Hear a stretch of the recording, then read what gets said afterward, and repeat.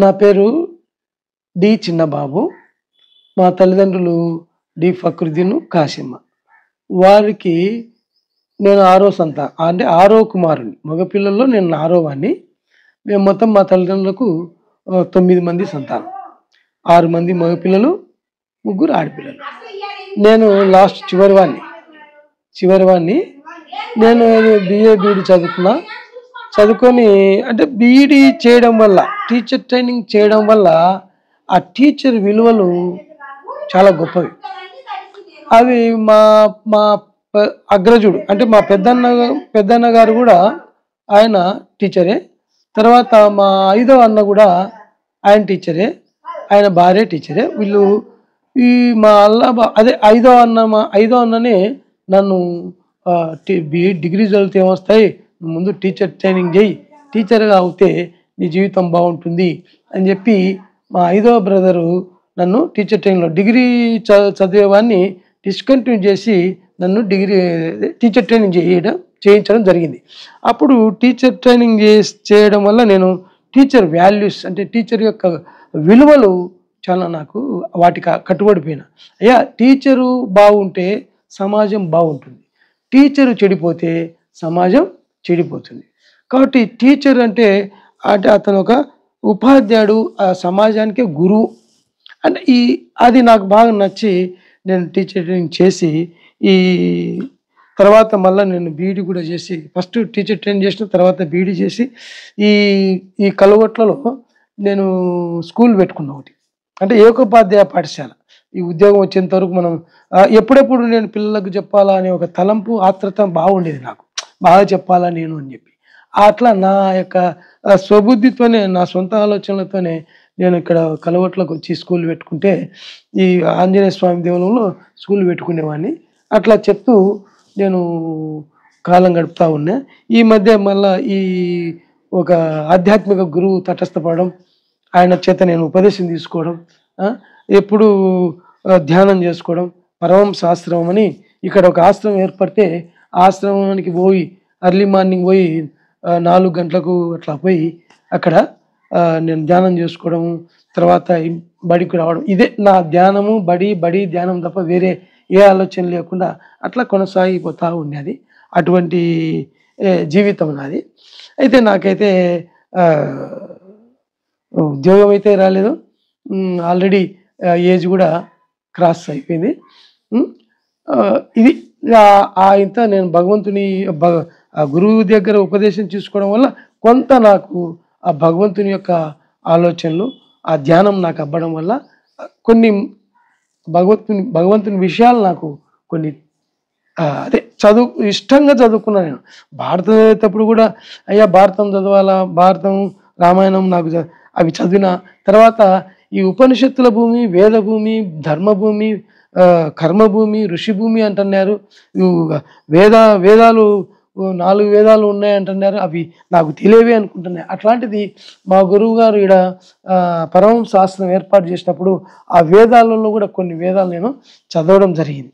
అంటే మా గురువు గారి దయ వల్ల ఆయన కొన్ని వేదాలు వినిపించినాడు.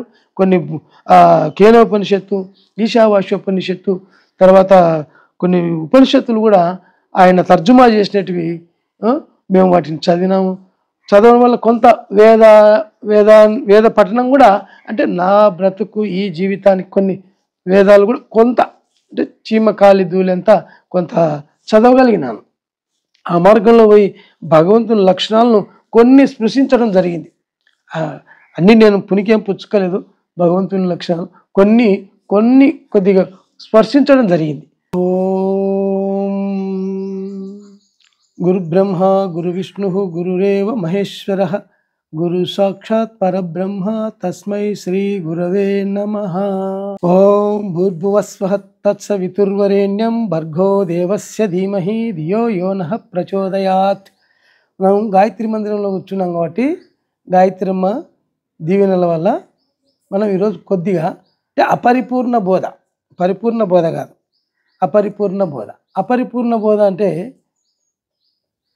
పరిపూర్ణ బోధ అంటే అతను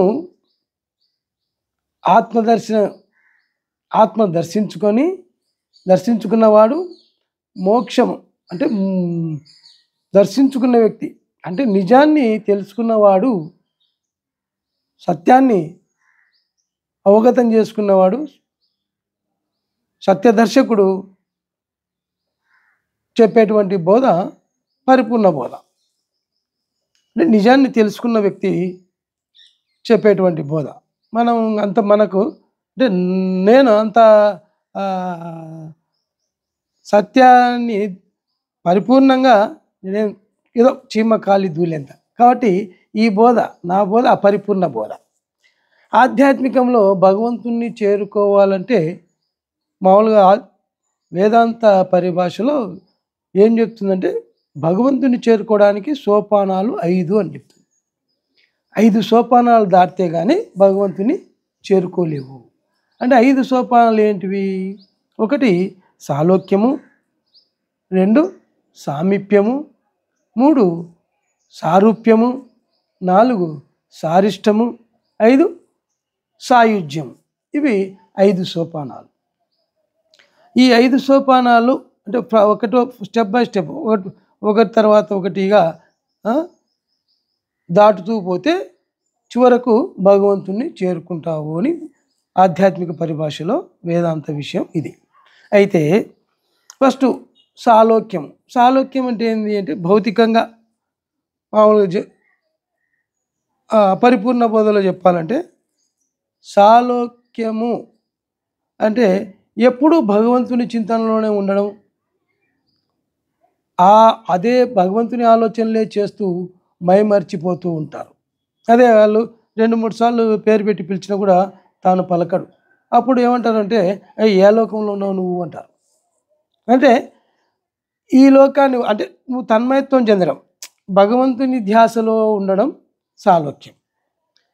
అది ఎప్పుడు చూసినా భగవంతుని ఆలోచనలు, భగవంతుని గురించిన తలంపులు, భగవంతుని ఈ విషయాలలోనే నువ్వు నిత్యం తిరగడం, నీ చర్యలన్నీ భగవంతుని ఆలోచనలతోనే ఉంటూ నీ నడత మొత్తం భగవంతుని అయినప్పుడు నువ్వు ఆలోకంలో ఉండవు. ఆ భగవత్ చింతనలో ఉండవు కాబట్టి ఆ లోకంలో ఉండవు. ఏ లోకం అంటే సాలోక్యము అంటే భగవంతుని లోకం. ప్రజలు వెంటనే నువ్వు ఏ లోకంలో ఉండేది జనాలు గుర్తిస్తారు. లోకంలో పరబ్రహ్మ ఉన్నాడు కాబట్టి, పరమాత్మ ఉన్నాడు కాబట్టి నీ పరిస్థితిని లోకం వెంటనే పసిగడుతుంది. నువ్వు ఎక్కడ భజనలు జరిగినా, ఎక్కడ ఏ ఆధ్యాత్మిక సభలు జరిగినా, ఎక్కడ ఏ విషయాలు భగవంతునికి సంబంధించిన హరిభజనలు జరిగినా, ఏది జరిగినా నువ్వు అక్కడికి హాజరవుతావు.